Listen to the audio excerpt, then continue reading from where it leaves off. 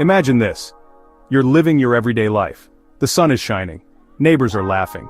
The markets are bustling with energy, and everyone is busy chasing after what they want.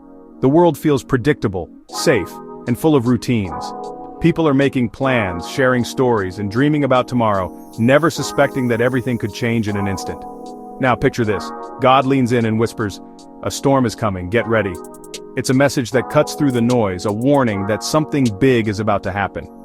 Most people would shrug it off, too caught up in their own lives to notice. But what if you were the one who heard it? That's exactly what happened to Noah. Out of everyone, he was the one who listened. He was just an ordinary man living an ordinary life, until he received an extraordinary message that would change the course of history. Everyone else was too busy, too distracted, too confident that nothing could shake their world. They went about their days ignoring the signs, convinced that life would always go on as it had before. The idea of a flood seemed impossible, even laughable. But Noah? He stopped. He listened. Even when the world mocked him, pointed, laughed, called him crazy, he picked up his tools, and with trembling hands he built. Every day he faced ridicule and isolation, but he kept going, driven by a faith that was stronger than the voices around him. God said, "I am going to put an end to all people, so make yourself an ark." Imagine hearing those words, the weight of that responsibility, the fear, the uncertainty, and yet the hope that maybe, just maybe, you could make a difference. Could you imagine the courage it took to act on those words, to keep building day after day, not knowing when or even if the rain would fall? Noah worked under the hot sun, through cold nights, and in the face of constant doubt. He built not just with wood and nails, but with every ounce of faith he had. Noah's neighbors must have thought he'd lost his mind. They saw a man building a giant boat on dry land, far from any sea. They whispered, they laughed, and they turned away, unable to understand what drove him. But faith is like that. It starts small, like a seed, and grows in the darkness, even when no one else can see it. It's the quiet conviction that pushes you forward when everything else says stop. It doesn't always make sense to the crowd. Faith can look foolish, even reckless to those who don't understand it. But it's in those moments of doubt that faith shines brightest. It's about believing in something bigger than what you can see. It's trusting that there's a purpose, even when the path isn't clear. It's looking beyond the horizon and daring to hope. Noah didn't just build a boat, he built a bridge between what is comfortable and what is right. He stepped out of his comfort zone, leaving behind the familiar to follow a calling that only he could hear. Then the clouds gathered. The skies broke open. The world that once seemed so certain was suddenly turned upside down. Rain poured down for 40 days and 40 nights. The sound was deafening, the fear overwhelming. People realized too late that Noah's warning was true.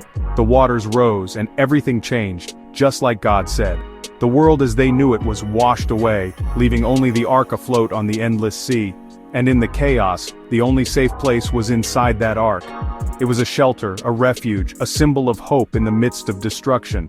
Now I want to ask you, what does the ark look like in your life? Is it obedience? Is it trust? Is it the courage to do what's right, even when it's hard? Is it choosing to listen when no one else does? Is it standing firm in your beliefs, even when you feel alone? The floodwaters may not be rising outside your window, but distractions, temptations, and doubts. Those come in waves too. They threaten to pull you away from your purpose, to drown out the voice that calls you to something greater. See, this story isn't just about ancient wood and water, it's about the storms we all face, the challenges, the fears, the moments when we have to decide what we truly believe. It's about the choice we all face. Will we follow the crowd, or will we listen to the quiet voice of faith? When the world is loud, and faith feels quiet, when everyone else is shouting and you're not sure what to do, will you choose to listen? Will you pause, even for a moment, to hear what really matters? God gave Noah a sign after the flood, a rainbow. It was a promise, a reminder that even after the darkest storms there is hope. A promise that he would never flood the earth again, a symbol that new beginnings are possible no matter how great the loss. But the real question is, are you inside the ark of obedience or outside in the flood of distraction? Are you building your life on faith or letting the waves carry you away? Every day, I have to choose. Every day, you have to choose. It's not a one-time decision, but a daily act of trust and courage. To trust, to build, to believe, even when it's hard. Even when you're tired or afraid or unsure of what comes next. Because inside the ark there is safety, purpose, and hope. There is a sense of belonging, a place where you are protected from the storms outside. So would you survive the great flood? Or better yet, would you have the faith to build the ark before the first drop of rain? Would you trust enough to prepare, even when no one else understands? That's a question only you can answer. The story of Noah's Ark isn't just about the past. It's an invitation to build your own Ark of Faith, right here, right now.